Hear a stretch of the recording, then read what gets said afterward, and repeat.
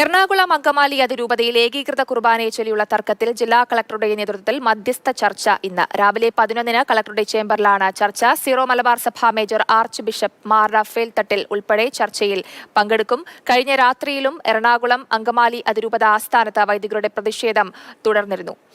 വിവരങ്ങളുമായി പ്രദീപ് ജോസഫ് ചേരുന്നുണ്ട്. പ്രദീപ്, കഴിഞ്ഞ ദിവസവും നമ്മൾ കണ്ടതാണ് പ്രതിഷേധത്തിന്റെ വലിയൊരു അലേടിയായിരുന്നു. ഇപ്പോഴും പ്രതിഷേധം തുടരുകയാണോ? ഇവർ മധ്യസ്ഥ ചർച്ചയ്ക്ക് വരുന്നുണ്ടോ? എന്താണ് കൂടുതൽ വിശദാംശങ്ങൾ?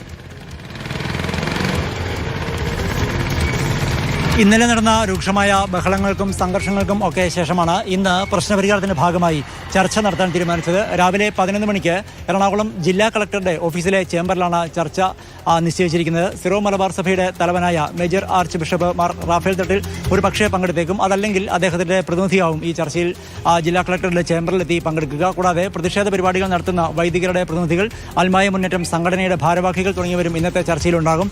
താൽക്കാലികമായെങ്കിലും ഒരു പ്രശ്നപരിഹാരത്തിലേക്ക് കടക്കുക എന്നുള്ളതാണ് ഇന്നത്തെ ഈ ചർച്ചയിലൂടെ ഉദ്ദേശിക്കുന്നത്. പ്രത്യേകിച്ച് ക്രമസമാധാന പ്രശ്നങ്ങൾ ഒഴിവാകുന്ന തരത്തിലുള്ള ചർച്ചയിലേക്ക് കടക്കുക എന്നുള്ളതാണ് ഉദ്ദേശിക്കുന്നത്. അതേസമയം ആ പ്രതിഷേധത്തിന്റെ ഭാഗമായി നിലവിൽ ശാന്തമായ രീതിയിൽ സമരം തുടർന്നുകൊണ്ടിരിക്കുകയാണ്. വലിയ പോലീസ് സന്നാഹവും എറണാകുളം അങ്കമാലി അതിരൂപത ആസ്ഥാനത്തും പരിസരത്തുമായി നിലയുറപ്പിച്ചിട്ടുണ്ട്.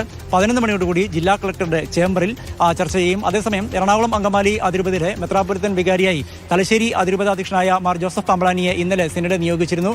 ഈ നടപടിയെ ഇത്തരത്തിൽ പ്രതിഷേധ സമരം നയിക്കുന്ന വൈദികർ ഉൾപ്പെടെ സ്വാഗതം ചെയ്തിട്ടുണ്ട്. അതുകൊണ്ട് തന്നെ ഈ ചർച്ചയിൽ തൽക്കാലത്തേക്കെങ്കിലും ഒരു സമവായം ഉരുത്തിരിയുമെന്നാണ് പ്രതീക്ഷ.